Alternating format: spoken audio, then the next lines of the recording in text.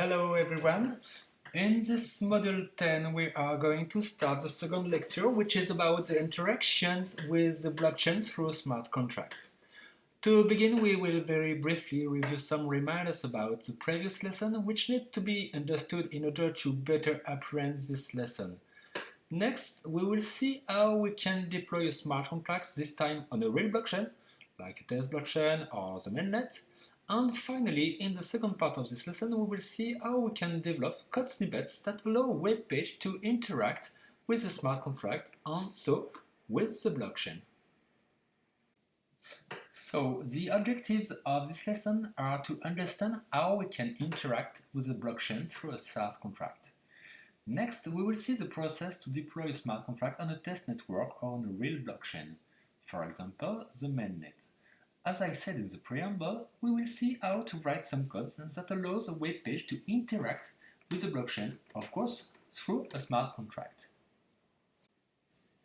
So, what we need to understand in order to interact with a smart contract is to know what a smart contract is. We saw in the previous lesson, a smart contract is a piece of code usually written in a high-level language like Solidity, which is compiled, which results in bytecode, which will then be deployed on the blockchain. Once this bytecode is deployed on the blockchain, we cannot modify it anymore.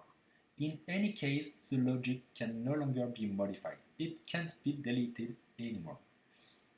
Finally, the smart contract will be available a priori on all the nodes of the blockchain, as long as these nodes are up to date. It needs to run a software like Guess or Parity, which therefore embeds an EVM, and that will allow to execute your smart contract. Finally, to interact with the smart contract, that's what I was saying, a virtual machine is needed to be able to interpret the bytecode that all Ethereum clients embed. In fact, you don't necessarily need very advanced tools.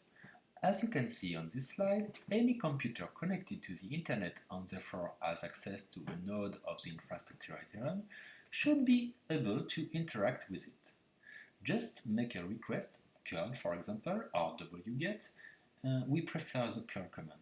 As you can see, with the post there, formatted data and therefore understandable by the Ethereum client, and finally the address of an Ethereum node at the end. Here we can imagine that, in this example, the Ethereum node is running on the local machine, on port 8545. So here the requests that we see in demonstration allow you to obtain the version of Ethereum node that we are currently querying. Here we have a very simple demonstration of the curl request. We use the method Web3 client version, which allows us to get the version of the node we are querying. It's Guess version 1.11. And here another request with the method ETH block number, which gives us the last number of the block which has been added to the blockchain. And we can try to convert this hexadecimal value in decimal and check on Etherscan. Yes, it's almost the same. Perfect. So, of course, we can do everything with curl request and shell scripts, but we'll say that for developers it's more comfortable to use libraries. There are two main ones, Web3.js and Ethers.js, which propose to include all the functionalities that can be used through an API. Both are libraries written in JavaScript. The first thing you have to do when using them is to provide them with a provider with the address of a node to contact.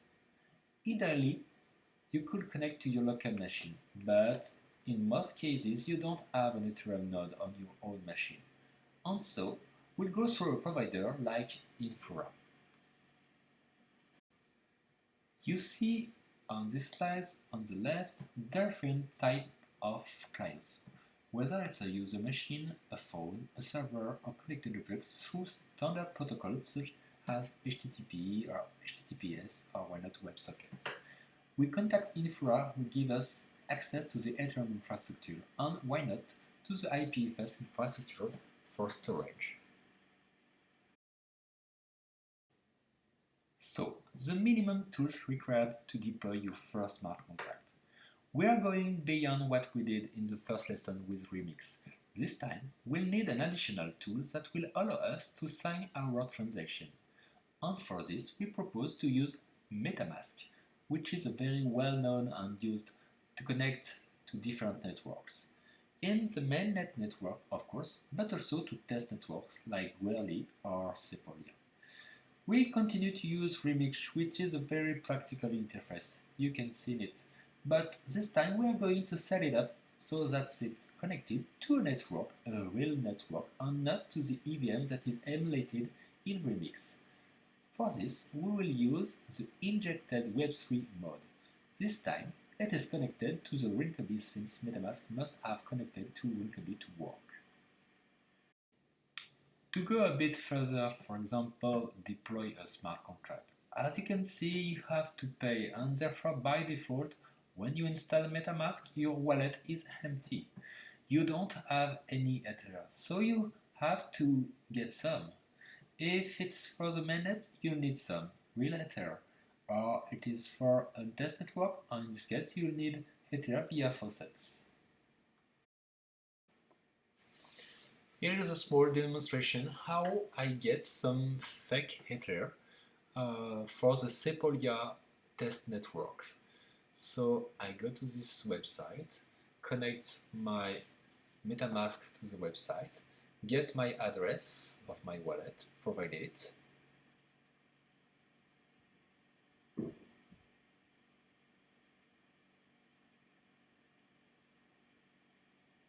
Okay, this web page allows me to get one more Ether on my wallet every 24 hours. Here you have the transaction hash.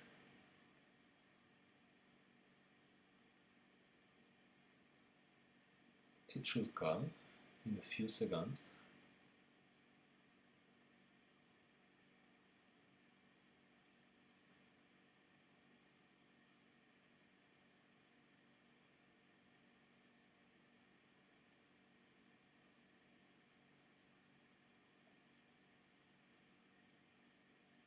Here it is.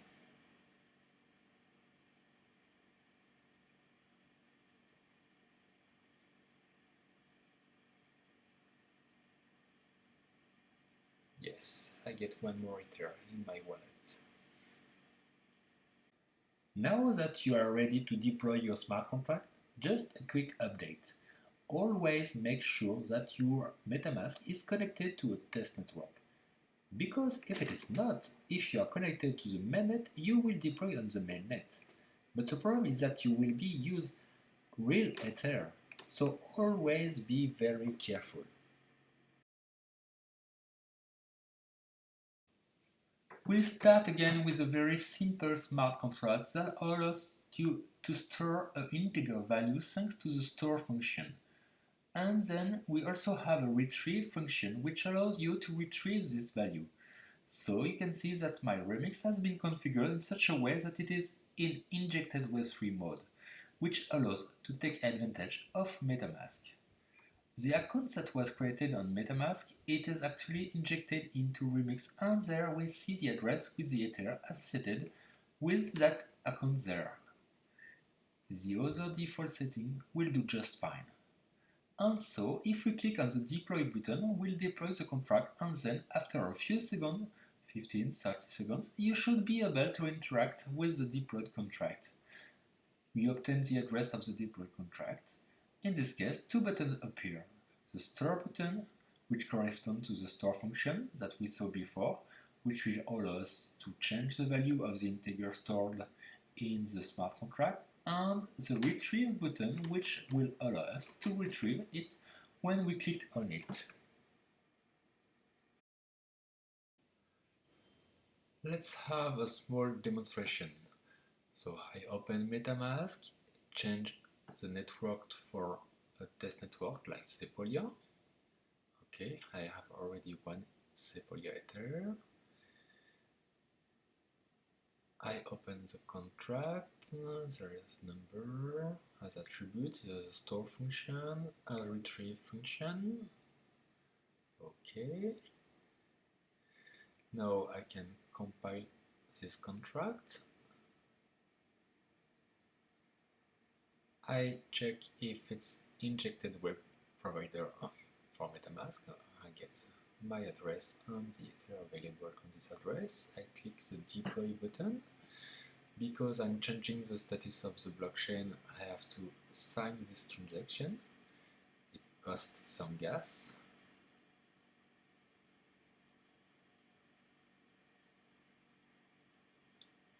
And in the deployed contract section should appear the contract.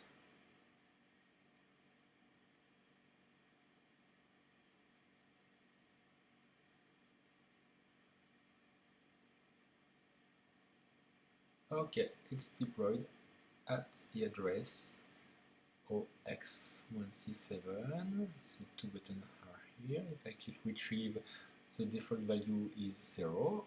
Okay. And if I change the value, for example 42, I click store button, MetaMask opens up. I have to confirm the transaction once again because I'm changing the status of the blockchain. I can see on Etherscan that my transaction is currently, okay, it's already added to the blockchain. Yes, in this block number. And if I click retrieve, I should see 42.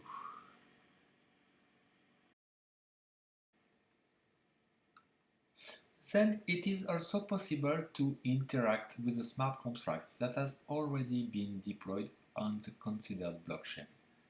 For this, you need the address of the smart contract and also at least the ABI that will allow Remix to be able to converse with the smart contract. I say at least because if you have the source, why not even better? This saves you from redeploying the smart contract. However, if you want to interact with the smart contract, which is quite standard, I think of ERC20 or ERC721, there is a possibility to interact with the smart contract directly via, for example, the Etherscan service, since it's relatively standard. So still in a phase of testing and evaluation of its smart contract, here is an alternative to the online testing network. You can install Ganache, which is a test blockchain that you run on your own machine, which can be more or less realistic. This is a very comfortable solution in the development phase. These tools provide you with a set of accounts, around 10 or so. They are all credited with 100 Ethers by default. You can access the private key of each account to make a payment on certain operation. And you can also interact with this local test blockchain via your tool MetaMask. You just have to set up MetaMask with the information that is proposed by Ganache. This is the MetaMask interface that we should be fed in with the information that we saw before and which will allow MetaMask to interact with the blockchain Ganache.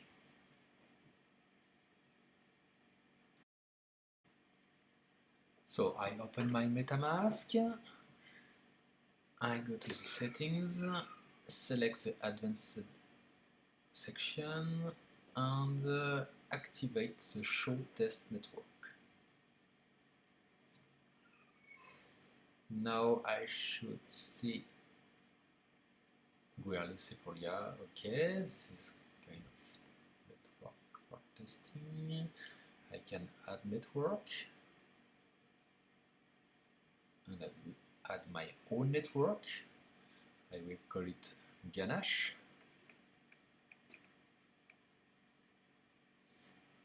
Here's the URL to access my Ganache. HTTP 127.001.7.4. Okay. I don't know the chain ID, so I put any number, but there is a comment here which appears. So it's 1337. Okay. I can also add a currency symbol. I will call it Ganache Ether.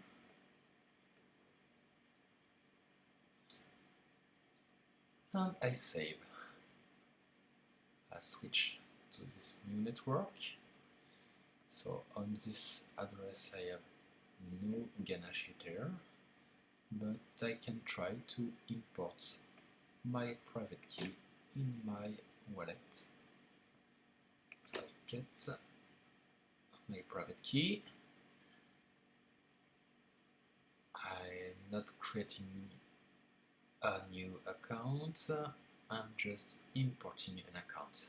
So I can paste my private key here, import, and that's it. I have 100 ganache here, yes, I have 100. Address is OXEFA, yes, OXEFA. It works. See, for example, here, still on Ganache, a smart contract has been deployed. So we see the transaction with the transaction ID, we see the address of the sender, OX84, this is the MetaMask address of the user. An address has been created for the smart contract, but no Ether were associated. In the data field of this transaction, we see the bytecode of the smart contract. Here we have another transaction where we have called the function store of our smart contract. In the given field, you can see the first 4 bytes that belongs to the result of the hash function keycap256 on the string of the called function. And at the end, the parameters. So for this function, there was only one parameter. It was passed as parameter 42. We can see it well here in hexadecimal. We can see the quantity of gas that has been used to modify the state of the blockchain. Finally, the attributes of this smart contract on the blockchain. So let's start the second part of this lesson. The goal now is to allow an average user to be able to interact with the blockchain without necessarily going through Remix. So for this, you will have to create web pages, HTML, CSS, and JavaScript. And in this JavaScript, you are going to have to import libraries. In this case, you have an example with the ethers.js library. And you are going to connect this library to a provider at least, and why not a signer. We will see this later. Once this is done, you can make your web page to interact with the blockchain, to which your MetaMask is of course connected to. So, provider is an instance. If we call the function getBlockNumber, this is really the hello world of this library, this allows us to recover the height of the blockchain, I mean the last number of the block added to the blockchain. It's very classic. We can reserve a space in the web page, in the tree structure, so that in our JavaScript code there is a jQuery, we can display the number of the block that was retrieved earlier. Of course, you can also call a function of a smart contract. To do this, we have to create an instance of a contract that will be linked with the address with the ABI. This is simply a string of character, JSON, which contains all the functions that are available in the smart contract, and of course the provider that has been initialized before. So for example, here we are going to call the retriever function of our contract to retrieve the value displayed here in the console and why not on the web page directly, always with just jQuery. We can also monitor events. If we have a smart contract which when the function is called, it generates an event. Well, this event can be monitored, and when it appears, we display it on the user's web page. So here it is the same, we display it in the console. Finally, if we want to allow the users through the web page to modify the status of the blockchain, the state of an attribute of a smart contract, thus written on the blockchain, will need a signer. This signer will allow us, for example, to modify states. For example, we send a transaction with a field destination, including the address of the person or contract, to whom we want to send Ether, on the amount of Ether. You can see that there are tools that make it very easy to switch to a string that match the right value in way. We can also call a function of a smart contract always with the address of the smart contract and the ABI. But this time, we call a function that will modify the state of the blockchain. So that's why we need a signer. Have you noticed we use async and wait instruction, since this is the programming completely asynchronous. So here's another demonstration. We still have a contract called storage with an attribute called number with the attribute public. So we don't have to provide retrieve instruction function. I also had an event called number change event, and we still have the function store with the number, which emits an event when we call this function. I already deployed this contract on this address, so I don't have to redeploy it. I can get and pass the address and click the @address button. Immediately I can access the smart contract. Okay, so value by default is still 0. So on the left you have the HTML page. It's very simple page with 2 span fields where we will write the block number and the store number we get from the contract. Okay, I also call the headers library, and finally my JavaScript, which is available over there. Oh, I start first my Python web server to make it available. So here's the JavaScript file where I connect MetaMask. I instantiate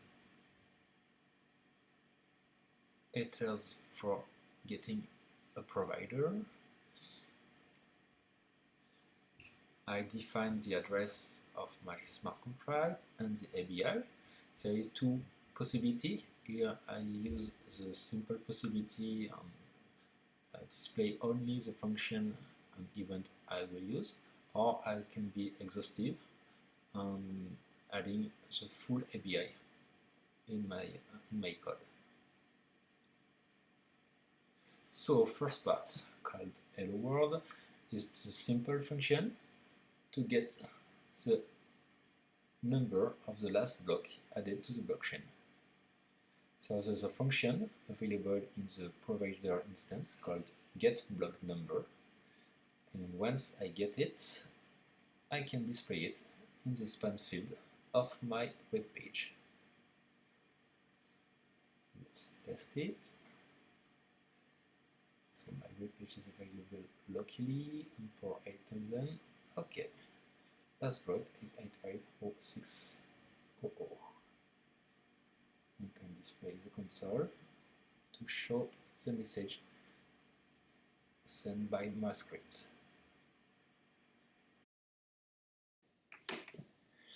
On the second part of my script, then we are going to call the function number of my smart contract. I not explicitly define this function, but because I use a public attribute, I don't have to. It's a kind of getter. So I create an instance of my contract. I have to give it address, ABI, and the provider instance, and then I call the number function, get value in store number, and display it in the web page.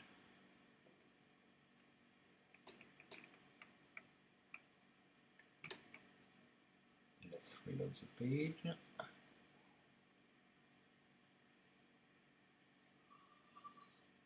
Okay, so the default value is 0. I get it in my web page.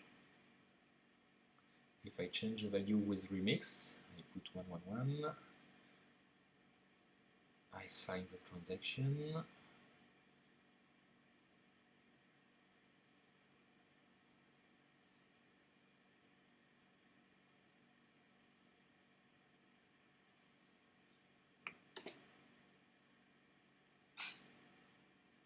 So as soon as the transaction is included in the blockchain, I should have the possibility to display the new value here.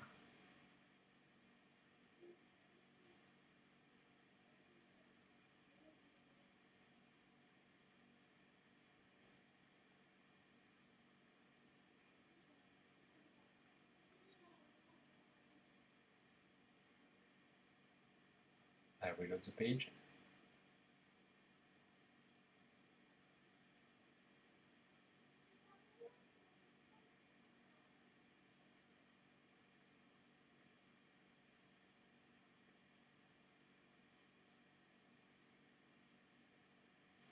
And I get the new value.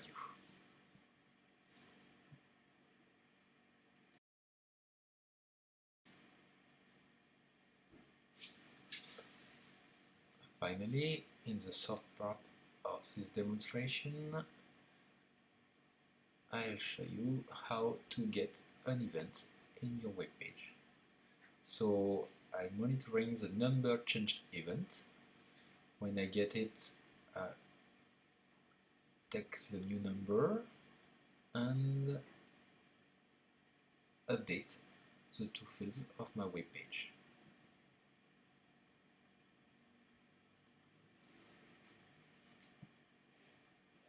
So I reload the page, nothing changed.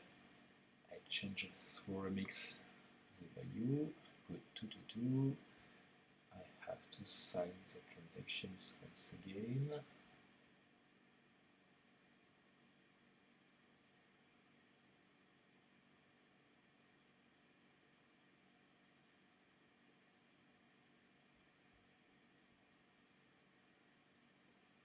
Transaction is confirmed, and automatically it has been updated in my web page. I did not have to reload the page.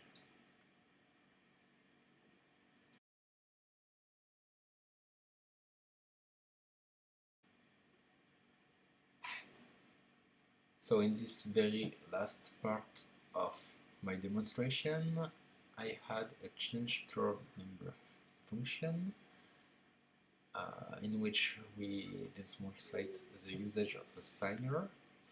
This signer is passed to the instantiation of the contract. Here we have a signer and not a provider. Then I can call the store function of my smart contract. Okay, this store function. I give 42 as parameter. When this transaction is sent by this function, I get the transaction hash and wait. And once I get the transaction hash, I can go to the next part of the function call and display this information in the console. So I reload the page. This time MetaMask pop-ups automatically directly without using Remix. I have to connect my web page to MetaMask. Then I have to confirm to sign the transaction.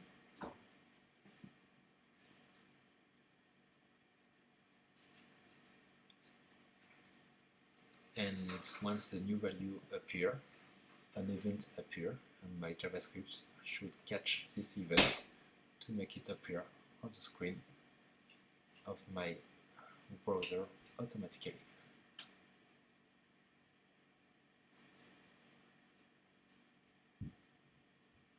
Here it is, 42.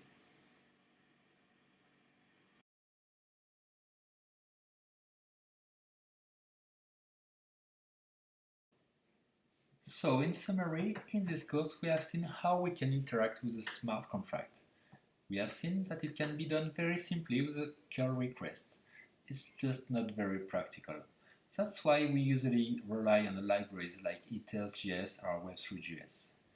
In this course we have only seen example with Ethers.js, but it's very similar with the Web3 library. I always recommend to use Remix as a first step. We saw that we could add MetaMask to be able to connect to online testnet or the mainnet. But why not also to Ganache, which allows you to run a blockchain locally on its own machine? All these tools are relatively easy to use and allow you to evaluate a smart contract very simply. One last point. All what we've seen in this course applies to all the blockchain EVM enabled. So why not the Binance Smart Chain, the Phantom blockchain, Polygon, Avalanche, Cardano, etc. Thank you.